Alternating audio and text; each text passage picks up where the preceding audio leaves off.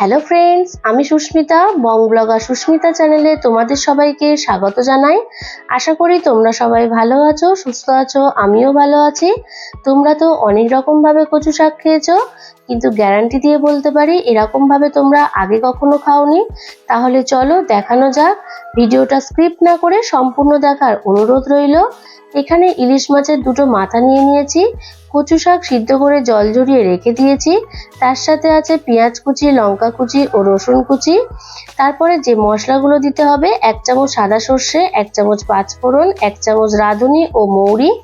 এই রান্নাটা সম্পূর্ণ সর্ষের তেলেই হবে। ইলিশ মাছের মাথাগুলোকে লবণ হলুদ দিয়ে মাখিয়ে রেখেছিলাম, সেই মাছগুলোকে ভালোভাবে এপিট ওপিট করে ভেজে নেব। তবে বেশিক্ষণ ধরে মাছ ভাজলে কিন্তু ইলিশ মাছের কোনো টেস্ট থাকে না।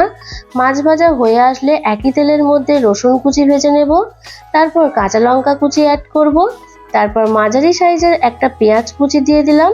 পেঁয়াজটাকে ভালোভাবে ভেজে নেব। পেঁয়াজ ভাজা হয়ে আসার পর 1 চামচ পাঁচফোড়ন দিয়ে দিলাম। নাড়াচাড়া করে নেওয়ার পর একটা সুন্দর গন্ধ চলে আসলে সিদ্ধ করে নেওয়া কচু শাক দিয়ে দিলাম। ভালোভাবে নাড়াচাড়া করে নেব।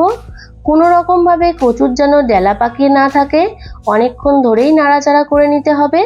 তারপর যে মশলাগুলো দিতে হবে, 1 চামচ হলুদের গুঁড়ো, রং হওয়ার জন্য 1/2 চামচ কাশ্মীরি রেড চিলি পাউডার, হালকা মিষ্টি না হলে ভালো লাগে না তাই 1/2 চামচ চিনি দিয়ে দিলাম ও স্বাদ অনুযায়ী লবণ অ্যাড করলাম। সমস্ত মশলা ভালোভাবে মিশিয়ে নেব যাতে সমস্ত মশলা কচুর গায়ে মিশে যায়। ভেজে রাখা মাছগুলো হালকা করে ভেঙে নেব। কচু শাকের মধ্যে ভেজে রাখা ইলিশ মাছের মাথাগুলোকেও দিয়ে দেব। তারপর আবারও ভালোভাবে মিশিয়ে নেব, তবে কিন্তু বেশিক্ষণভাবে নাড়াচাড়া করলে কাঁটাগুলো বেরিয়ে আসতে পারে। সাইডে তেল ছেড়ে আসলে এই সময় সাদা সর্ষে বেটে দিয়ে দিলাম। তোমাদের কাছে সাদা সর্ষে না থাকলে কালো সর্ষেও বেটে দিতে পারো। তারপর ভালোভাবে নাড়াচাড়া করে নেওয়ার পর রসালো ভাবটা কমিয়ে নিতে হবে। তোমাদেরকে যে সিক্রেট মশলাটা বলছিলাম সেটাই হলো মৌরি ও রাঁধুনি। এই মশলাটাকে ড্রাই রোস্ট করে নিতে হবে, আর এই ভাজা মশলা 2 চামচ অ্যাড করে দেব, দিয়ে আবারও ভালোভাবে মিশিয়ে নেব। নিয়ে নিলেই একেবারে ইলিশ মাছের মাথা দিয়ে কচু শাক রান্না রেডি। আমার কথা বিশ্বাস করে এরকমভাবে একবার খেয়ে দেখো, মুখে লেগে থাকবে। ভিডিওটা ভালো লাগলে অবশ্যই একটা লাইক, কমেন্ট, শেয়ার করে দিও। নতুন কেউ দেখে থাকলে চ্যানেলটাকে সাবস্ক্রাইব করে বেল আইকনটাকে অল করে দিয়ে আমার পাশে থেকো।